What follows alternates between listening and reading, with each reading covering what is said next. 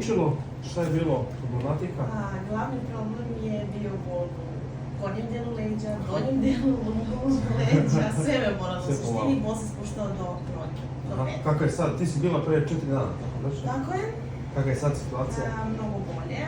U suštini imam neki stacionirani bol samo u nozi koji se dosta smirio, da kažem da me boli možda 50 do 60% manje.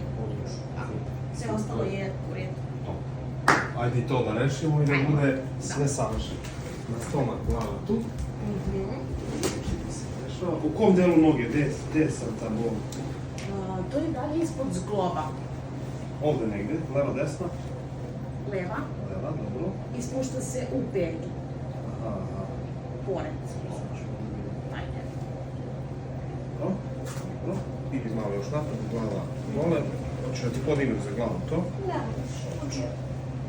Opustiš se maksimalno. Ovo gore je znači dobro sad. Da. Doduše cijela nedelja krcka. Pa da. U vratnom delu, baš tako izraženo. Namešta se sama. Doštelovavanje.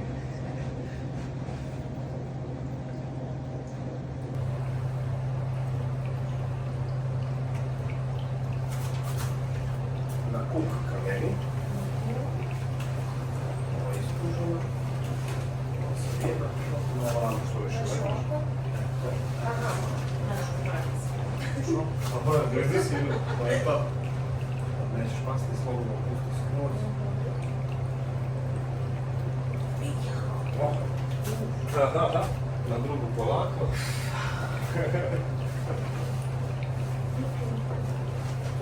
Ovo je ispužena, ovo je savijena.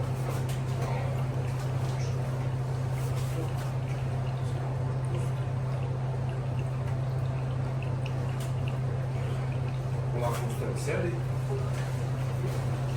Se ne vrti u glavi, prošlo je 10 sekundi, diši duboko na nos.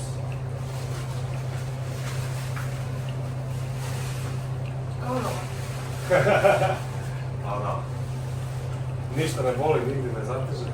To što si rekla, dole, stopalo. Ne? Ništa. Tako mora da bude i da ostane. Da, ovo je super stvar. Da. Jer sam došla otprilike sa nekim mini bolom. Da. Zato više ne osjećam. Odlično. Hvala koji. Bogu hvala što si bila. I bukvalno samo ćemo kontrolicu da odradimo, u stvari ovako ćemo, ti se javi za 4 dana. Hoću. Da vidimo kakva je situacija.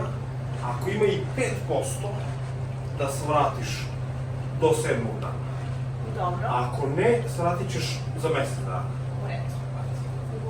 Sve jasno.